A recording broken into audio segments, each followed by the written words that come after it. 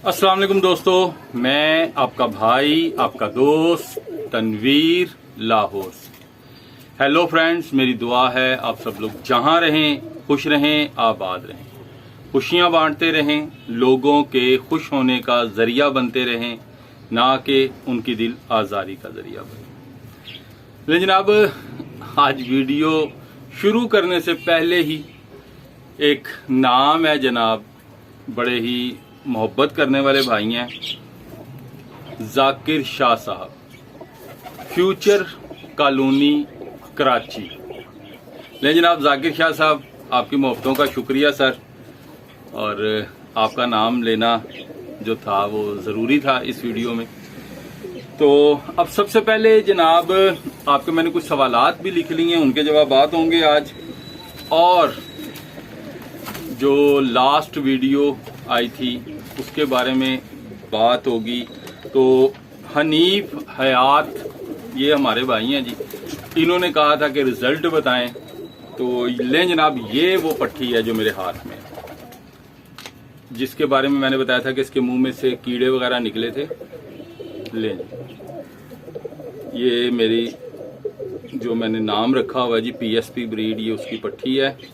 और ये देखें जी, अब माशाल्लाह ये सिर्फ और सिर्फ थोड़ी सी कमज़ोर रह गई है। अब हल्की सी जो है ना, इसमें अभी कमज़ोरी है, लेकिन ये अब माशाल्लाह फिट है, एक्टिव है। ये देखें आप जरा,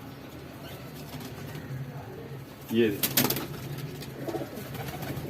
अब आपको ये बिल्कुल एक्यूरेट एक्टिव लग रही है।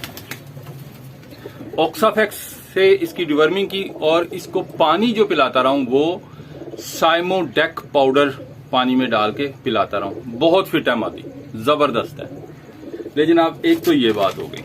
अच्छा, दूसरी जी हैं कि सैयद फरहान अली साहब, उन्होंने ये बात पूछी थी कि जी ये मतलब जो है डिवर्मिंग के लिए दवाई ये किस तरह देनी चाहिए, कैसे देनी चाहिए।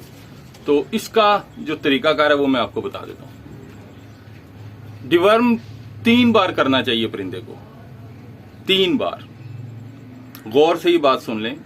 नंबर 1, अगर आपने आज यानी किसी भी दिन आपने पहली डोज दी है परिंदों को, आफ्टर 1 वीक आपने उनको दूसरी डोज देनी है, और दूसरी डोज देने के बाद आफ्टर 3 वीक्स, 3 हफ्ते के बाद आपने तीसरी डोज देनी है।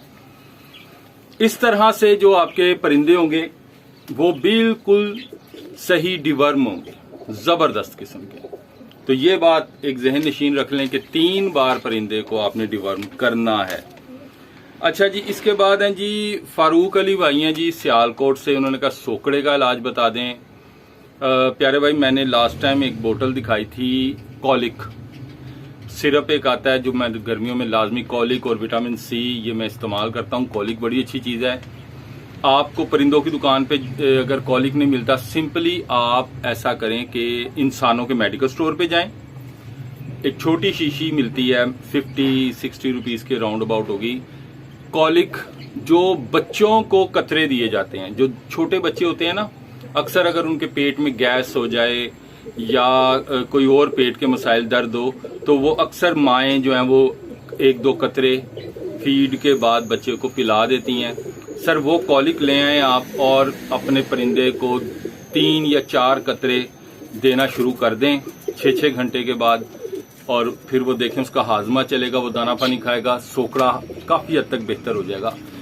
और इसमें एक सिरप बड़ा अच्छा कारगर है, वाइडेलिन M, ताकत का सिरप है, उसमें कैल्शियम वगैरह भी होते हैं। लाइसोविट भी आप दे सकते हैं, लेकिन वाइडेलिन ज़्यादा काम करता है, जल्दी भर जाता है परिंदा, सोकड़े का अच्छा इलाज है। और इसके अलावा साइमोडेक पाउडर इस्तेमाल करें। साइमोडेक पाउडर वेटरनरी शॉप से मिलेगा, चुटकी डलती है पानी में और परिंदे खुश होकर पानी भी पीते हैं। बहुत अच्छा रिजल्ट है सोकड़े के लिए, साइमोडेक पाउडर जो है वो इस्तेमाल करें। अच्छा, एक बड़ा इंटरेस्टिंग सवाल है जी, ये हमारे भाई हैं जी, राहुल भाई, उन्होंने पूछा कि सर्दी में उड़ने वाला परिंदा कौन सा है और गर्मी में उड़ने वाला कौन सा कबूतर है, क्या पहचान है। तो प्यारे भाई, जो परिंदा गर्मी में कम उड़ता है गर्मी में 4 घंटे 5 घंटे उड़ता है, उस परिंदे को आप सर्दी में उड़ा लें, वो सर्दी में ज्यादा उड़ेगा। बस इतनी पहचान है, इससे ज्यादा नहीं है। देखिए जो हम बात करते हैं पॉइंट्स वगैरह, ये वो हम बताते हैं, ये होती है परफेक्ट जो टेम्परेचर में गर्मी में परिंदा उड़ने वाला है। तो अगर आपको इन पॉइंट्स में कमी नजर आए और परिंदा आपको मुनासिब नजर आए तो समझ लें कि ये सर्दी में शाम शाम तक बैठेगा। मैं आपको एक छोटी सी इसकी जो है ना वो मिसाल दे देता हूं मैं। और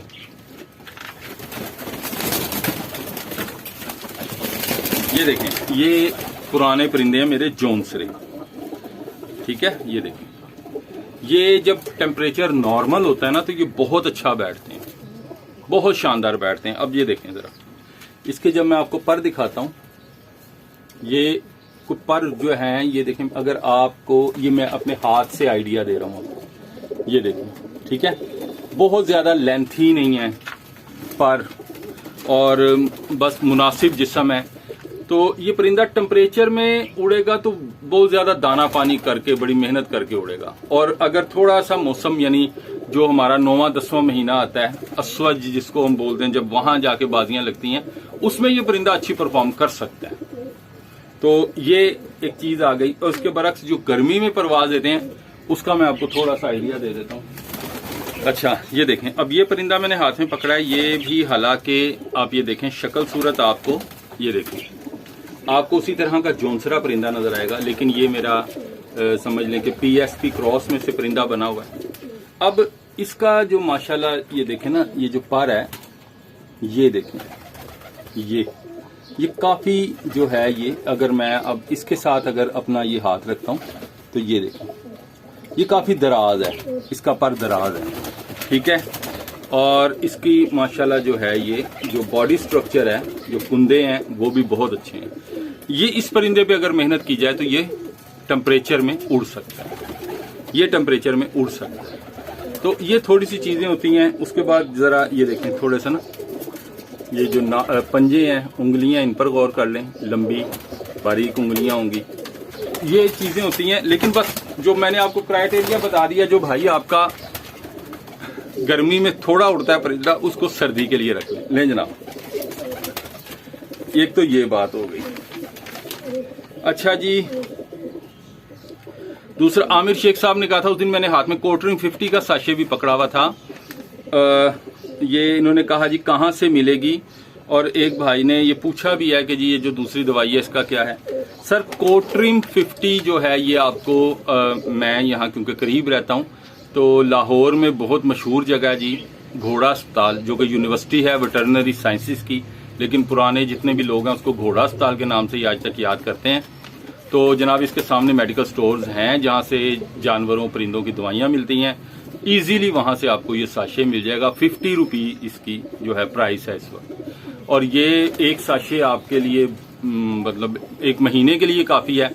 15 दिन के बाद आप अपने परिंदों को बस ये समझ लें चुटकी डालनी है पानी में, पिलाएं। आंतों की तमाम अमराज के लिए कोटरिम 50 से बेहतर कोई चीज़ नहीं है। जबरदस्त चीज़ है कोटरिम 50, जरूर पिलाया करें अपने परिंदों को। अच्छा जी, एक मेरे भरा ने जी हरजीत सिंह साहब, उन्होंने गल ही मुकाती, उन्होंने कहा जी नीम दा पानी पाओ। क्या बात है जी, एक नंबर नुस्खा तुसी दस्सिया निम दा पानी। मैं भी दसना लोगों नूं, ओ भाजी की करिए, निम कित्थों लभीए। असीं ते शहरां दे विच दरखत वेखण नूं नहीं हुण मिलदे ते निमा लभदे फिरीए असीं सर। लेकिन तुसी गल बड़ी वधिया कीती है कि बहुत अच्छी बात है, नीम के पत्तों का पानी, नीम को उबाल के अगर दिया जाए तो कीड़े वगैरह नहीं होते। उसकी जो डंडियां होती हैं जिन पे पत्ते लगे होते हैं, उनको अगर खुड्डे में फेंक दें और परिंदे अपने घोंसलों में ले जाएं तो कीड़े पैदा नहीं होते। नीम ऐसी शानदार चीज है। तो जनाब वीर जी ताड़ी बड़ी मेहरबानी, लेकिन गल है कि कितों लभेगी तो किते नहीं लभेगी तो फिर की करना ले जनाब। अच्छा जी, आखिर में एक भाई हैं जी, उन्होंने बड़ी जबरदस्त बात पूछी, और ये बहुत से लोग पूछते हैं, बहुत से उस्ताद इस बारे में बात करते हैं, ताओ बंद जोड़ा। तो ये भाई हैं, इनका मैं नाम ले देता हूं जी। इनका नाम है, जनाब मैंने लिखा है दानिश मुबीन साहब, ले जनाब दानिश साहब, बात ये है कि ये जो लफ्ज है ना ताओ बंद जोड़ा, सर ये सिर्फ ये है कि जो अच्छा जोड़ा है जिसके बच्चे उड़ते हैं वो ताओ बंद जोड़ा है। लेकिन इसमें ये बात कहना कि जनाब जोड़ा लगा दिया है और अब ये ताओ बंद होगा या नहीं होगा, ये एक बहुत बड़ा झूठ हमारी कबूतर परवरी में चल रहा है। बहुत माजरत के साथ ये बात कहना चाहूँगा कि बहुत से उस्ताद अपनी जो है वो इज्जत बचाने के लिए ये बात करते हैं कि जनाब ये ताव नहीं बैठा तो इसलिए बच्चे भागे, मैंने तो जोड़ा सही लगाया था वगैरह वगैरह, इस किस्म की बातें होती हैं। लेकिन भाई अगर जोड़ा सही लगाया हुआ हो, तरीक़ेकार से लगाया हुआ होगा तो वो ताव बंद ही होगा, उसके बच्चे उड़ेंगे। ये एक लफ्ज़ जो आ गया है, ये लफ्ज़ तो ठीक है कि जो जोड़ा बच्चे उड़ाता है और अंडे बच्चे करता है वो ताव बंद है, तो बस ठीक है।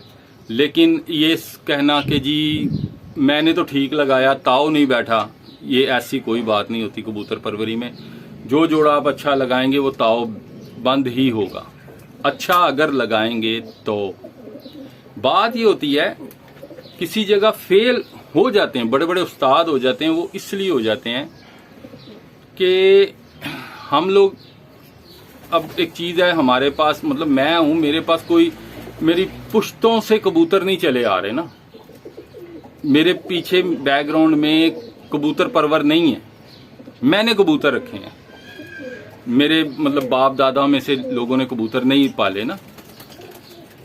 तो मैं क्या करता हूँ, मैं तो बाजार से कबूतर लाता हूँ, जोड़ा लगाता हूँ, उनके बच्चे अच्छे बन गए तो ठीक है, ना बने तो वो खराब भी हो सकते हैं। मैं मतलब अपनी मिसाल इसलिए दे रहा हूँ कि बहुत से लोग ऐसे हैं कि जिनके बाप दादा से उनके पास ब्लड नहीं चलता आ रहा, नस्लें नहीं चलती आ रही ना, बाजार से कबूतर लेना है।